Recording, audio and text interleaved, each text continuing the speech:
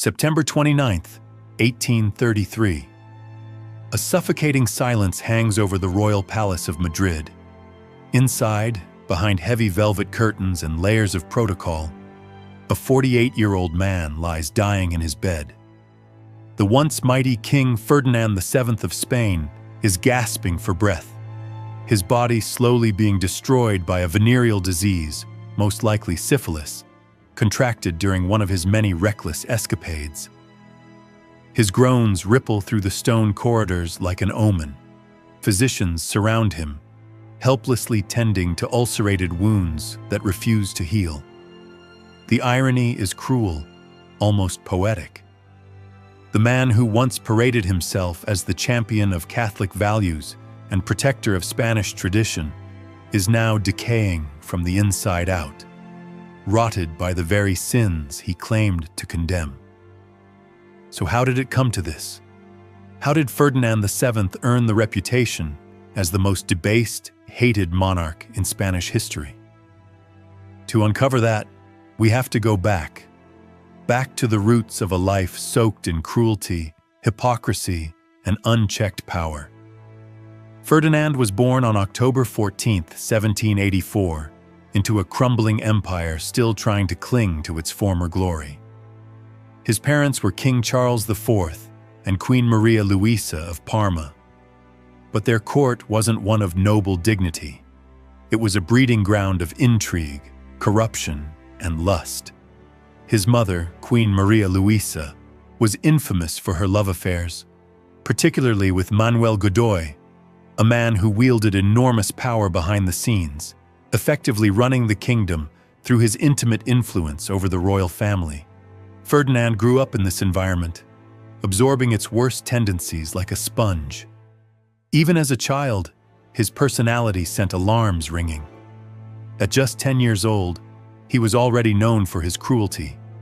There are accounts of him torturing animals for sport, tying up cats, burning them, mutilating them, laughing as he did it. Servants feared him. He reportedly forced them into degrading, humiliating tasks purely for his amusement. His tutors tried to intervene, but it was hopeless. Anyone who tried to instill discipline or push back against his twisted desires found themselves fired, reassigned, or worse. Ferdinand was not just a troubled boy. He was a prince with absolute impunity. Unlike many European royals, Ferdinand rejected the idea of a classical education. He hated books. He sneered at art and had no interest in diplomacy or the responsibilities of governance. He lived entirely for base pleasures. Instead of studying, he ordered peepholes drilled into the palace walls so he could spy on court members during their most private moments. His idea of learning was voyeurism. At 18, Ferdinand married his cousin, Maria Antonia of Naples. The match was supposed to civilize him, give him a moral compass, perhaps. But it did the opposite. Behind the gilded doors of their chambers, Maria Antonia endured unspeakable torment. Court records and personal letters suggest that Ferdinand subjected her to repeated sexual abuse, forcing her into degrading acts. She was a well-educated and devoutly religious woman, but Ferdinand reduced her to a shadow of herself. She began isolating, avoiding him whenever possible. The marriage quickly became a nightmare, especially once Ferdinand realized the power he held over the women at court. He began blackmailing the ladies-in-waiting, threatening to destroy their reputations or their families unless they submitted to his will. He developed a particular fixation on seducing married women. It wasn't about love or even lust. It was about control. Dominating a man by violating his wife gave Ferdinand a sick sense of power. Noblemen, desperate to stay in the king's good graces, turned a blind eye. Many allowed the unthinkable to happen, sacrificing their wives' dignity to maintain their status. Then came tragedy, or what some saw as release. In 1706, Maria Antonia died suddenly at just 21 years old. The official cause was tuberculosis, but whispers around the palace suggested otherwise. Some said she'd been poisoned. Others believed she'd simply lost the will to live after enduring years of abuse. Ferdinand's response? He didn't grieve. He didn't even pretend to. He reportedly joked that he was finally free to pursue more interesting pleasures. It was a glimpse into his monstrous psyche. Just 2 years later, in 1808, Spain found itself in crisis. Napoleon's forces invaded, sending shockwaves through the kingdom. For most rulers, this would have been a moment to lead, to rally the people. But not Ferdinand. He saw an opportunity, not to defend Spain, but to save himself. When the people rose up against his father in the mutiny of Aranjuez, Ferdinand played both sides. He helped push Charles IV off the throne, then turned around and tried to strike a secret deal with Napoleon. He offered up Spain itself in exchange for personal guarantees. At the infamous Bayonne meeting, he practically groveled before the French emperor, offering concessions and favors like a desperate lackey. Even Napoleon, who had seen plenty of weak, spineless monarchs, was disgusted. He called Ferdinand the vilest man to ever sit on a throne. Exiled to the Château de Valençay in France, Ferdinand didn't plot revenge or liberation. He didn't rally resistance or weep for his people. He partied, he indulged, he seduced French maids, threw orgies with fellow exiled nobles, and contracted his first venereal disease from a local prostitute. French spies intercepted his letters, filled with demands for female companionship and graphic instructions. Spain was burning, and Ferdinand was drunk on wine and flesh. When he finally returned to Spain in 1814, many hoped for redemption. Perhaps exile had changed him, but instead, he doubled down on everything that made him a tyrant. One of his first acts as restored monarch was to bring back the Inquisition, not for religious reasons, but because it gave him unchecked power. He used accusations of heresy as a political weapon. Anyone who challenged him risked being branded a traitor to the faith. But most chilling of all, he used the Inquisition to coerce women into sex, offering forgiveness in exchange for submission. His second marriage, in 1816, to Isabel of Braganza, descended even further into darkness. Isabel of Braganza was only 19 when she was sent to marry Ferdinand VII. To her family, it was a strategic alliance, a way to reinforce ties between Spain and Portugal. To Isabel herself, it was a death sentence wrapped in royal silk. Ferdinand was 32 by then, physically bloated, morally bankrupt, and already deep into his spiral of perversion. And Isabel, young, sheltered, and devout, was thrown into the lion's den. She quickly became his next victim. What happened behind the palace walls was worse than gossip or rumor. Isabel was subjected to physical and psychological torment, and witnesses from the court described her as a ghost wandering the corridors, pale, withdrawn, and terrified. The king's appetites grew darker with age, and he used his position to strip away all autonomy from those around him, especially the women. But the rot didn't stop with his private life. Ferdinand infected the entire court with his corruption. Positions of power were no longer earned. They were bought with the bodies of women. Ministers and noblemen who offered up their daughters or wives for the king's pleasure found themselves promoted. Those who refused faced exile, blackmail, or worse.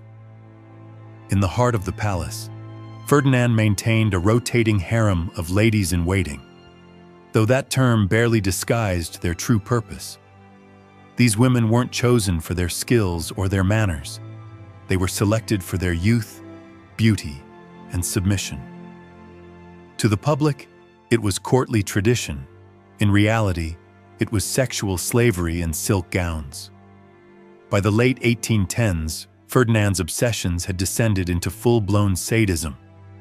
Secret court records, later uncovered by historians, revealed just how depraved things had become.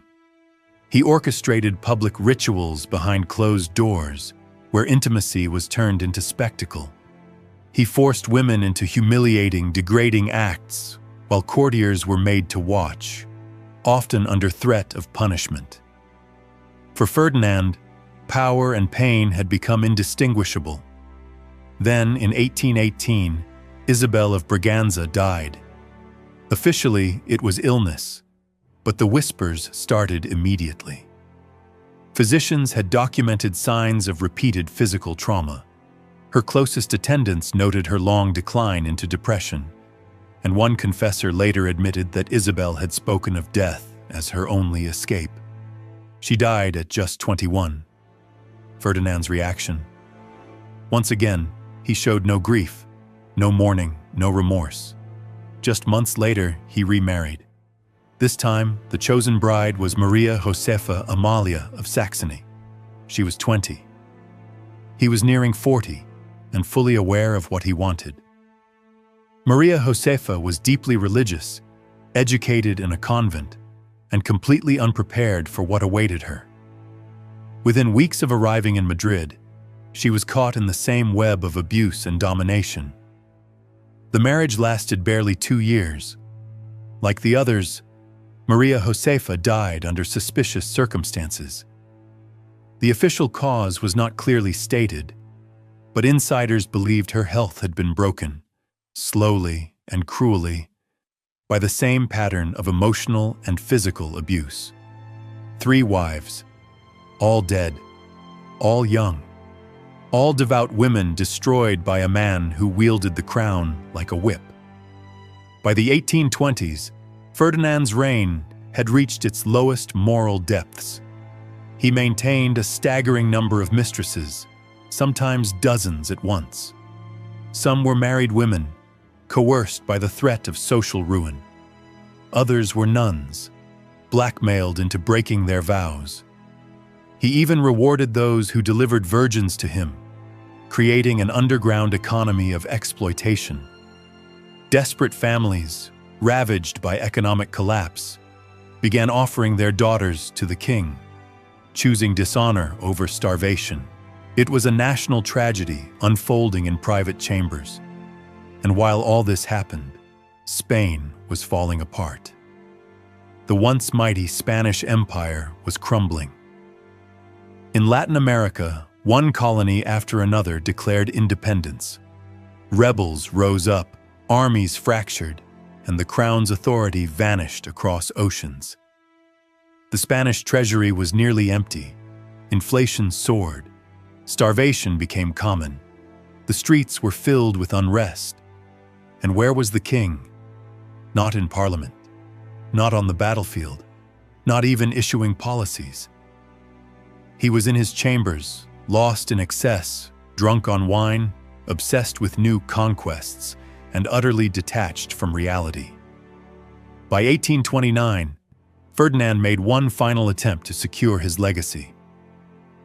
With 3 wives dead and no male heir, he married for the 4th time.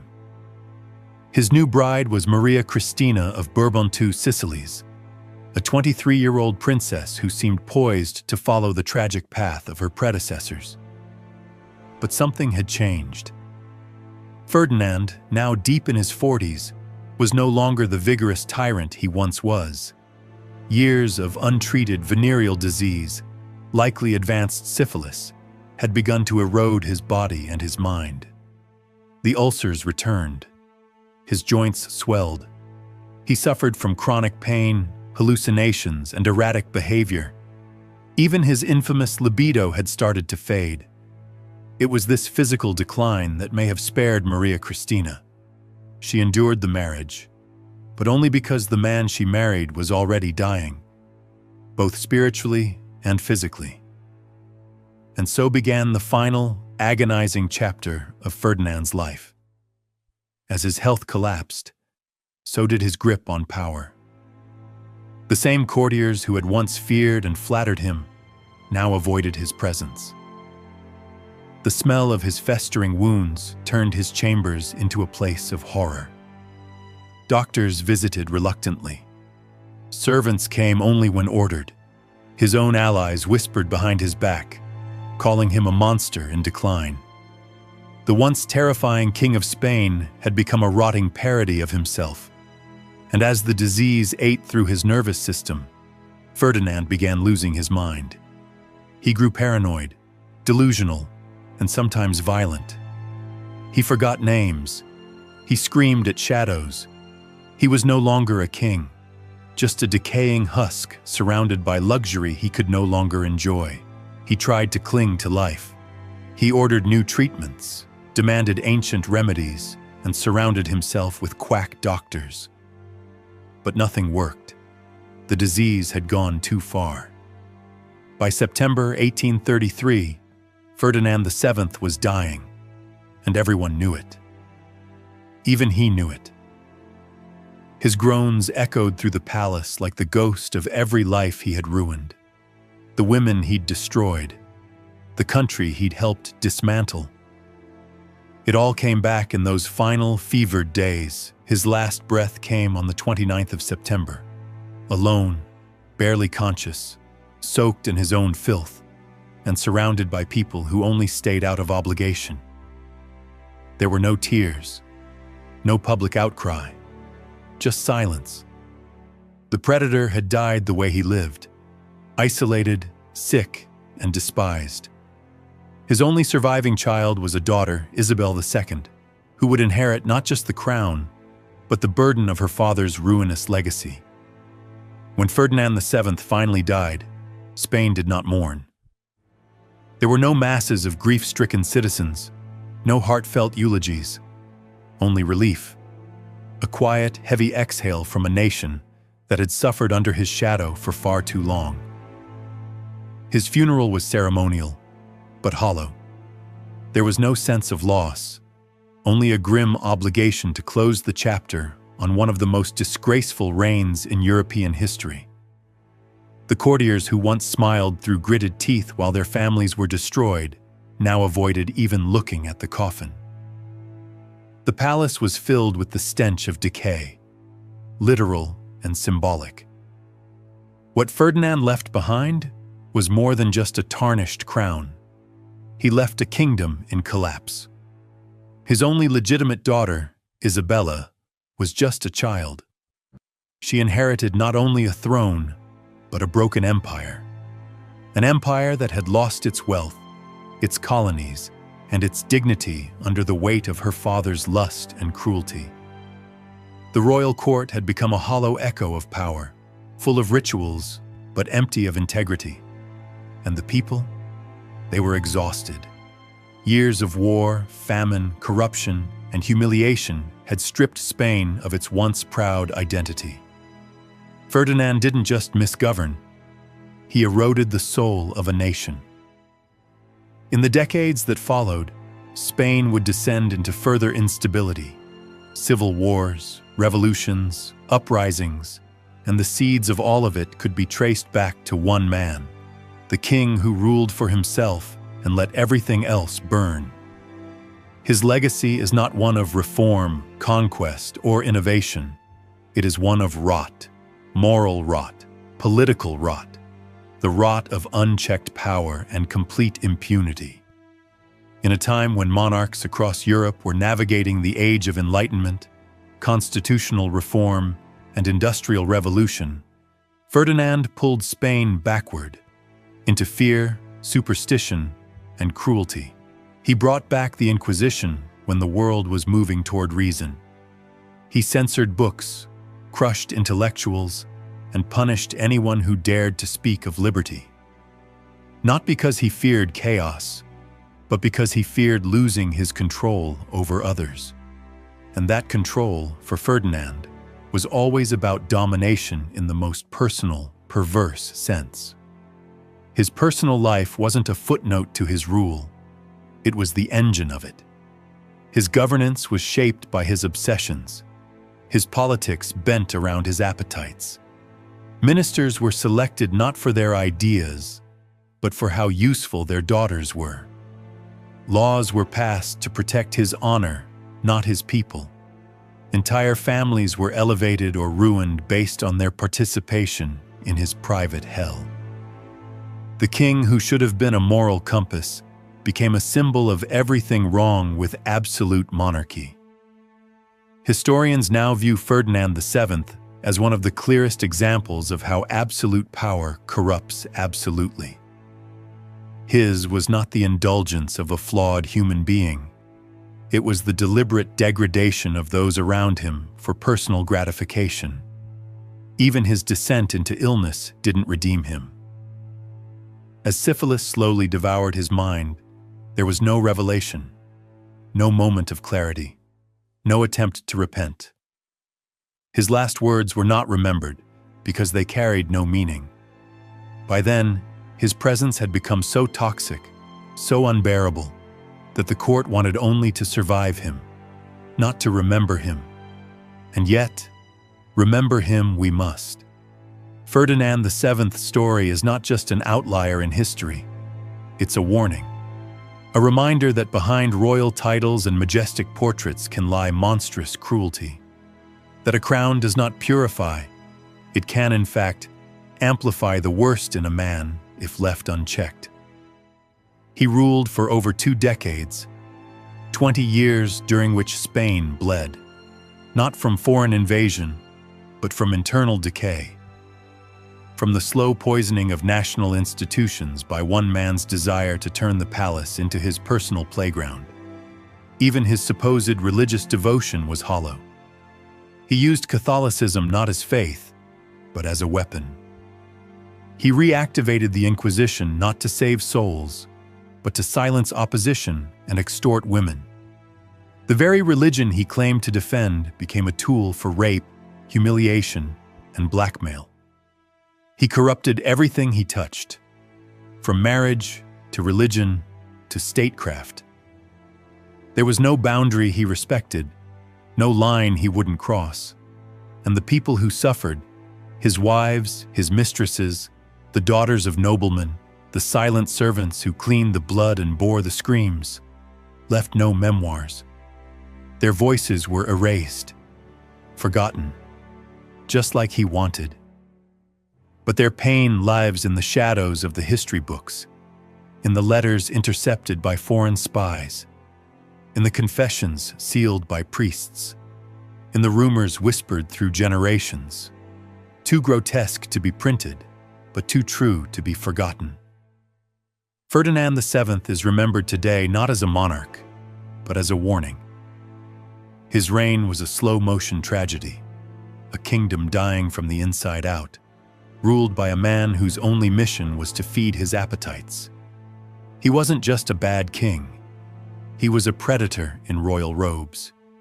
And yet, his story is vital, because it reveals the darkest potential of unchecked authority. It shows what happens when a man born into power is allowed to rule without question, when cruelty is not punished, but rewarded, when human lives are reduced to objects of convenience. Spain survived him, but it would never be the same. His daughter, Isabel II, would inherit a nation already fractured. And though she tried to rule, the wounds her father left behind were too deep. The monarchy would face revolt after revolt, eventually becoming a relic of the past. Not just because times changed, but because Ferdinand VII ensured the crown had no honor left to protect. Today, we tell his story not out of fascination, but out of obligation. To remember that beneath the gold of a throne, beneath the titles and the processions, there can lie a monster. And that no empire, no matter how proud, can survive when ruled by someone who confuses cruelty for strength and depravity for pleasure. Ferdinand VII, the most perverted king in Spanish history, died alone, diseased, forgotten, despised. But the scars he left on his wives, his court, and his country remain a permanent stain on the legacy of Spain. Let his story be told. Let it echo, not as a tale of power, but as a requiem for those it destroyed.